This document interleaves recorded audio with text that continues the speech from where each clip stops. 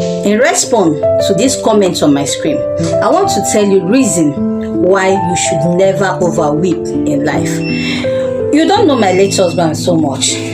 My late husband so much loved me to an extent that he could live with me for 5 good years without bearing him a child, and he wedded me. Have you ever seen a place where a man used his mouth to tell his wife, baby, you know something? Before he died, he confirmed that God really blessed him with a very good woman. The dead is dead. You have to move on with your... I know that most of you might be misunderstanding, but I want to tell you reason why you should never overweep in your life. You know, when my late husband died, I was crying, missing him, not even crying publicly. I was crying, weeping, missing him. And I recall that most time when I cry, that night I must dream of him. I must see him in my dream. He will just appear in the dream and say, baby, come. Because baby is what we used to call each other. We just say, baby, come.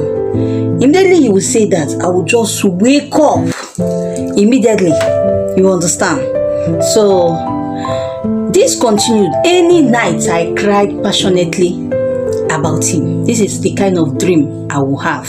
You understand? I will just wake up with a very big sweat on my body. Do you know what that means? And one day I consulted my grandmother, who used to teach me spiritual things, and she said, do not overweep when somebody died, because that's the worst thing you could ever do for a loved one who is dead, is overweeping. She said to me that you can cry, but when you cry, please pause it there. Do not overweep, because when you are over crying in the land of the spirit there, you are sending them a message that they should come for you. And that was exactly what happened.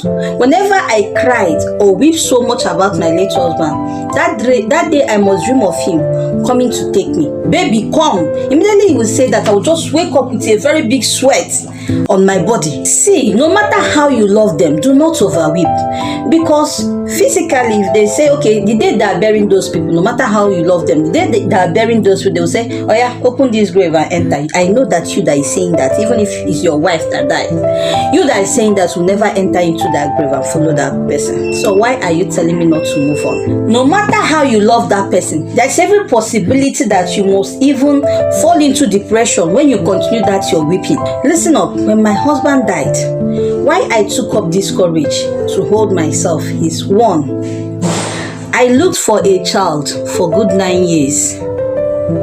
Immediately I gave birth. That was when my late husband died.